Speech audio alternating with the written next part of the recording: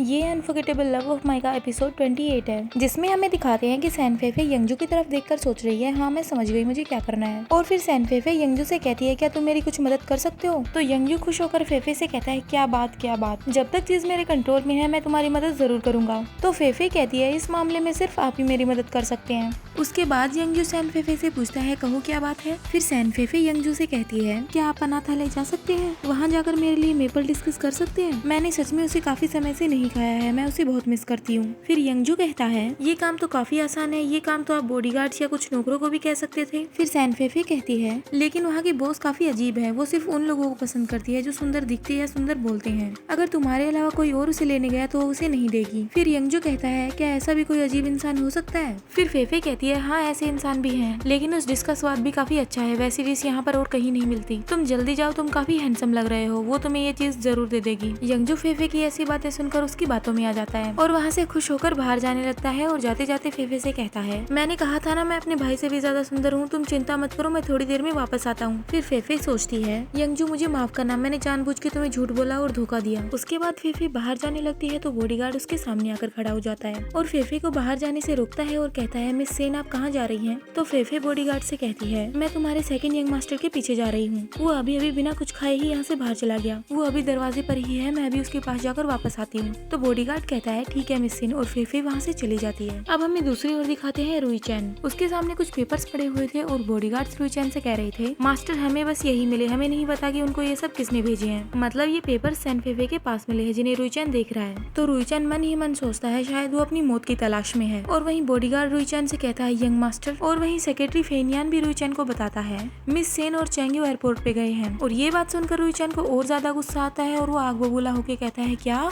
रुई चैन के हाथ में जो पेपर्स थे, रुई चैन वो पेपर्स फेंक के मारता है और कहता है, मैंने तुम्हें जो ऑर्डर दिया है उसको फॉलो करो और उन लोगों को सिटी से बाहर जाना अलाउ नहीं है, और जब तुम लोग चैंग्यू से मिलो तो उसे तभी के तभी मार देना। तो फेनियन कहता है, यस यंग मास्टर। अब हमें एयरपोर्ट का सीन दिखाया जाता है जहाँ पर सैन फेफे आई हुई है। सैन फेफे वहाँ आकर सोचती है, मैं यहाँ पर आ गई हूँ, अब आगे क्या करना है? चैंग्यू वहीं पर एयरपोर्ट पे खड़ा था फेफे के सामने ही, और फेफे के पास तभी मैसेज आता है कि अपने राइट में देखो। फेफे राइट में देखती है तो उसके सामने चैंग्यू था। वो चैंग्यू को बुलाती है तो चैंग्यू से मुड़ के देखता है और फिर चैंग्यू फेफे के पास आकर उसे पकड़ के कहता है, फेफे तुम यहाँ पर आ गई, मुझे पता है कि तुम अब भी मुझसे प्यार करती हो। और फिर चैंग्यू फेफे को गले लगा लेता है और बोलता है, आखिर बात क्या थी, हुआ क्या था, तुम्हें क्या किडनैप कर लिया गया था? फिर कहता है, फेफे जल्दी से मेरे साथ चलो, मैं तुम्हें सारी बात रास्ते में समझाता हूँ। और फिर फेफे एकदम से पीछे हट जाती है और चैंग्यू से कहती है, तुमने मुझे धोखा दिया, तुम तो बिल्कुल ठीक हो। तो चैंग्यू कहता है, मैं तुम्हें धोखा क्यों दूंगा, तुम ओयंग रुई चैन को छोड़ना नहीं चाहती हो क्या? मैं ये बात जानता था कि तुम्हारे साथ जबरदस्ती हो रही है और सब कुछ जबरदस्ती करवाया जा रहा है, लेकिन मुझे इस सबसे कोई दिक्कत नहीं है, तुम मेरे साथ चलो, हम नई शुरुआत करते हैं। तो फेफे कहती है, तुम जल्दी यहाँ से चले जाओ, मैं तुम्हारे पीछे नहीं आना चाहती। और फिर सैन फेफे सोचने लगती है, मैंने कॉन्ट्रैक्ट साइन किया है, मेरा 1 साल पूरा नहीं हुआ है, मैं तुम्हारे साथ चाहकर भी नहीं आ सकती हूँ। तो चैंग्यू फेफे का हाथ पकड़ के जबरदस्ती उससे कहता है कि मेरे साथ चलो। तो फेफे अपना हाथ छुड़वा लेती है और चिल्लाकर चैंग्यू से कहती है, मैंने कहा ना मैं तुम्हारे साथ नहीं जाना चाहती हूँ।